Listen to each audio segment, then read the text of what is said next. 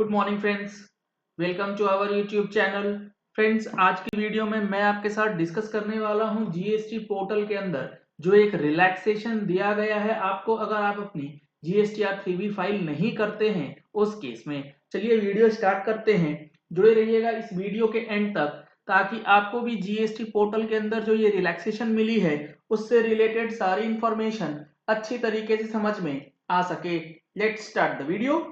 जी हाँ फ्रेंड्स, जैसा कि आप सभी को पता होगा जीएसटी के अंदर जो फरवरी महीने की रिटर्न है, मार्च महीने की रिटर्न है और अप्रैल महीने की रिटर्न है, इसकी ड्यू डेट को एक्सटेंड नहीं किया गया था। इसके बाद काफी सारे लोगों का ये सवाल आ रहा था और मैंने इस पे वीडियो भी बनाया था कि अगर आप अपनी रिटर्न 2 महीने की रिटर्न जो है ड्यू डेट तक फाइल नहीं करेंगे तो अगर आप ई वे बिल निकालना चाहेंगे तो आपका ई वे बिल जो है ब्लॉक कर दिया जाएगा। अगर date of generation of e way bill के टाइम पे आपकी 2 रिटर्न्स जो हैं वो पेंडिंग रहेंगी। लेकिन जीएसटी पोर्टल क्या इस चीज को देख रहा है? क्या GST portal e way bill block कर रहा है या नहीं, वो मैं आपको दिखाने वाला हूं। सबसे पहले जो नोटिफिकेशन आया था जिसके अंदर ये बताया गया था कि ड्यू डेट एक्सटेंड नहीं होगा, जो लेट फीस है वो वेव किया जाएगा, इंटरेस्ट जो है वो कंडीशनली आपका रिड्यूस किया जाएगा, वो आपको दिखाते हैं। ये देख पा रहे हैं आप जो नोटिफिकेशन आया था, नोटिफिकेशन नंबर 32, जिसमें ये बताया गया था कि सेक्शन 128 के अंदर जो पावर दी गई है इस पावर को यूज करते हुए गवर्नमेंट ने क्या करा था, जो आपकी लेट फीस है जीएसटीआर 3B के अंदर उसको वेव किया था।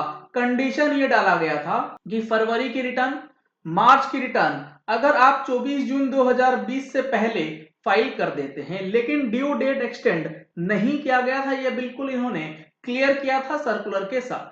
और ये केस जो है ये है 5 करोड़ से ऊपर वाले टर्नओवर के लिए। और अगर आपका टर्नओवर 5 करोड़ से कम है लेकिन 1.5 करोड़ से ज्यादा है, उस केस में फरवरी और मार्च महीने की रिटर्न आपको 29 जून तक भरने का टाइम दिया गया था, जिसके लिए आपको लेट फीस नहीं देनी थी। और अगर आपका टर्नओवर 1.5 करोड़ से भी कम है तो फरवरी और मार्च के लिए 30 जून और 3 जुलाई का डेट जो है रिस्पेक्टिवली रखा गया। अब समझिएगा, फरवरी महीने की जो ड्यू डेट थी 20 तारीख, 22 तारीख, 24 मार्च, ये निकल गया। मार्च महीने की ड्यू डेट 20 तारीख, 22 तारीख और 24 अप्रैल, ये भी निकल चुका है। तो क्या अब ई वे बिल जनरेट हो पाएगा अगर आपकी रिटर्न्स जो है 2 महीने की फाइल नहीं है? तो मैं आपको दिखा दूं यहाँ पे सबसे पहले उस जीएसटी पोर्टल पे चल के कि क्या वहां पे 2 महीने की रिटर्न फाइल हुई है या नहीं, और उसके बाद हम लोग देखेंगे कि हमारे पास ई वे बिल का जो एक्शन है वो क्या दिखा रहा है। ये मैंने लॉग इन कर लिया है जीएसटी पोर्टल। इसके अंदर हम लोग चलेंगे रिटर्न डैशबोर्ड में। रिटर्न डैशबोर्ड में जब आप जाएंगे तो आपके पास दिखता है वहां पे कि आपकी कौन सी रिटर्न जो है वो पेंडिंग है। तो यहां पर मैं आपको दिखा दूं, जनवरी महीने की 3B हम लोगों की फाइल करी हुई है। फरवरी महीने की 3B जो कि 22 तारीख, 24 तारीख और 20 तारीख से पहले हो जानी चाहिए थी, वो फाइलिंग नहीं है। और जो हमारा मार्च का है वो भी फाइल नहीं हुआ है 24 अप्रैल 2020 तक। तो अगर हम लोग रूल 138E को देखते हैं जो कि ये कहता है restriction on furnishing of information in part A of EWB1, इसमें बताया गया है कि एनीथिंग कंटेन्ड इन सब रूल 1 और rule 138, no person including a consignor, consignee, transporter और an e commerce operator shall be, आपका जो जीएसटी नंबर है जिसकी रिटर्न फाइल नहीं हुआ है उस जीएसटी नंबर के ऊपर allowed to furnish information in part A of EWB1 in respect of a registered person, whether as a supplier or a recipient, who being a person other than the person specified in clause A। Clause A जो है basically composition tax payer की बात करता है, उसको अभी छोड़ देते हैं। अदर देन कॉम्पोजिशन जो रेगुलर टैक्स पेयर्स हैं has not furnished the returns for the consecutive period of 2 months. Consecutive 2 महीने की रिटर्न अगर आपकी पेंडिंग है तो आपको ई वे बिल जो है नहीं जनरेट किया जाएगा। आप उसका ई वे बिल जो है जनरेट नहीं कर पाएंगे, उसको ब्लॉक किया जाएगा।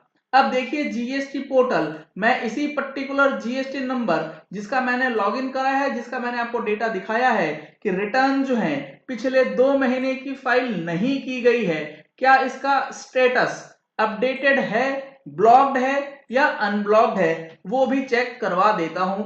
तो आपको भी चीजें समझ आ जाएंगी कि ई वे बिल जो है वो ब्लॉक हुआ है या नहीं।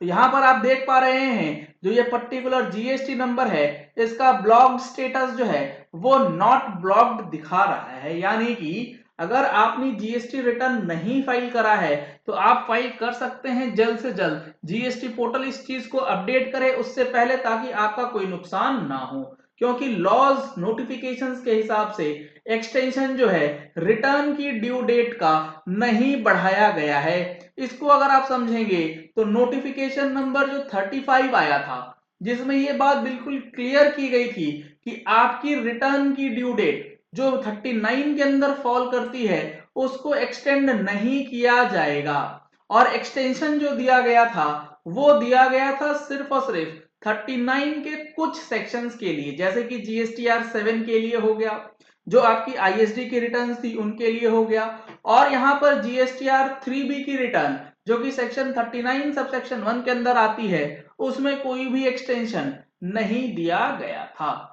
यहां पर आप देख पा रहे हैं मैंने ओपन करा है नोटिफिकेशन नंबर 35, जिसके अंदर ये बताया गया था कि in exercise of the powers conferred by section 168A of the CGST act, 168A जो है वो नया सेक्शन इंसर्ट किया गया था, जिसके अंदर ये बताया गया कि कोई भी ड्यू डेट जो कि इस पीरियड में, कौन से पीरियड में, during the period 20th March to 29th June and where the completion or compliance of such action has not been made within such time, then the time limit for the completion or compliance of such action shall be extended up to 30 June।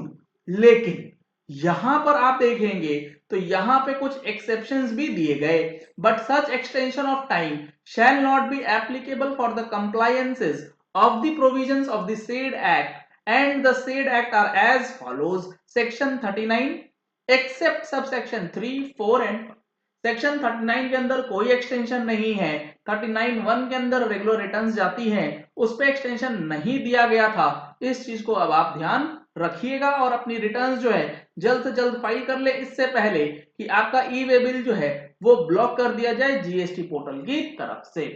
और एक चीज मैं आपको यहां पर बता दूं कि जीएसटीआर 1 के लिए अगर आपकी मंथली फाइलिंग है, जीएसटीआर 1 आपको फाइल करना होता है, तो जीएसटीआर 1 के लिए भी जो ड्यू डेट है उसको एक्सटेंड नहीं किया गया है। अगर जीएसटीआर 1 आपने फाइल नहीं किया है तो उसको भी ब्लॉक करने का प्रोविजन जो है रूल 138E के अंदर अमेंड कर दिया गया है। तो 2 महीने की जीएसटीआर 3B हो या आपकी जीएसटीआर 1 हो, उसको ब्लॉक करने की बात जो है वो होती है। चलिए इस वीडियो को यही एंड करते हैं। आशा करते हैं कि आपको ये वीडियो पसंद आया होगा। अगर आपको ये वीडियो पसंद आया तो इस वीडियो को लाइक और शेयर करना मत भूलिएगा, ताकि मैक्सिमम लोगों तक इन्फॉर्मेशन पहुंच सके कि जीएसटी के अंदर जो ई वे बिल की ब्लॉकिंग की बात थी रिटर्न नहीं फाइल करने की वजह से, क्योंकि उसकी ड्यू डेट नहीं एक्सटेंड हुई थी, इस वजह से वो नहीं हो रहा है। अगर आपको जीएसटी से रिलेटेड और किसी प्रकार की कोई क्वेरी है तो आप हमारे वेबसाइट gstplatform.com पे विजिट कर सकते हैं, और उसका जो कॉन्टैक्ट अस का सेक्शन दिया गया है उसमें जाकर के आप अपनी क्वेरीज मुझ तक पहुंचा सकते हैं। हमारी टीम विद इन 48 आवर्स आपका रिप्लाई करेगी। अगर आपने हमारे चैनल पे फर्स्ट टाइम ट्यून इन किया है तो चैनल को सब्सक्राइब करने के लिए नीचे दिए गए रेड कलर की सब्सक्राइब बटन को प्रेस कीजिए, साथ में जो बेल आइकन है उसे भी प्रेस कर लीजिएगा, ताकि जैसे ही कोई नया अपडेट, कोई नया वीडियो अपलोड हो तो उसका नोटिफिकेशन आप तक रेगुलरली पहुंच जाए और आप किसी भी प्रकार का अपडेट जो है वो मिस ना करें। Thank you and have a nice day.